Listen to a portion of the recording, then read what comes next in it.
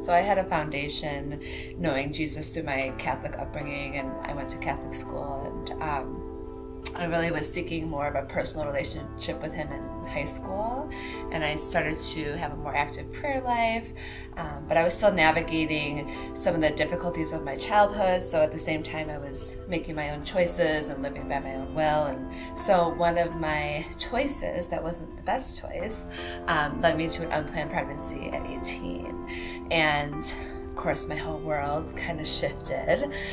So I was faced with some serious decisions at a very young age. It was a very lonely time and a shameful time for me. So it took me to be about 7 months until I was really ready to move forward with adoption.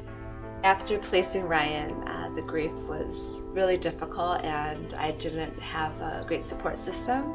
I still struggled in my walk with Jesus. I wasn't really ready to commit my life yet. I was trying to just find myself through the grief. So after I placed Ryan, I met my husband in college, and I had always been yearning to be a mom. We waited a couple years, and then my doctor told me that we were going to have a hard time, and I was in just complete shock.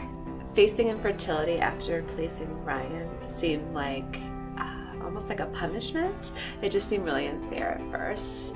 I didn't see God as a punishing God, so I didn't really want to believe that that was true. We just prayed so much to have babies, and we prayed so hard, and I had a lot of people praying for us, and then we were blessed, unbelievably. My twins gave in grace, and it was a boy and a girl. I just felt like we were given the whole package, but I also learned that it wasn't going to fill the loss I had with Ryan. And I just continued to work through that grief and continued to heal, and figured out being a mom of twins. Then he surprised us in 2016 with a pregnancy.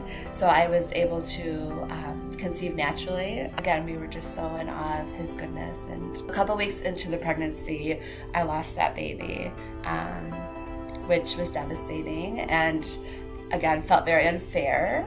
And I felt like through that pregnancy and that loss, he placed that desire so strongly to have another baby, and so I clung to that. And we wound up going back to fertility treatment, and we did one round that was unsuccessful, and I felt like that was going to be it. So again, very disappointing. But I kept clinging to that truth, and I clung to him and his goodness, and we went through another round, and I got pregnant.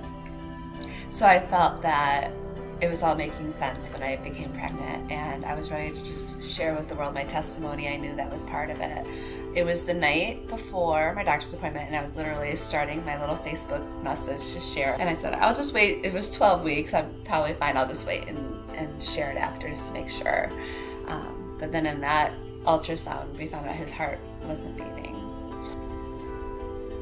Sorry. Okay. So I had my time of grieving and letting go, and I had a D&C done that time, and I prayed that I would never.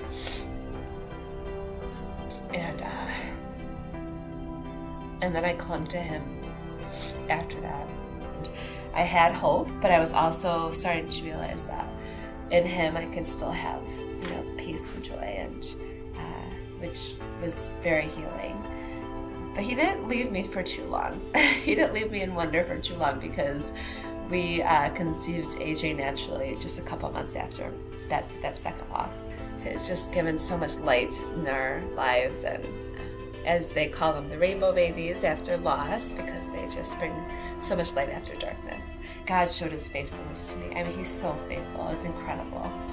He is absolutely incredible. And Jesus has continued to transform my heart from there. I continue to feel him walking with me, and the sense of peace he's helping me to navigate grief and heal more and more every day, every year.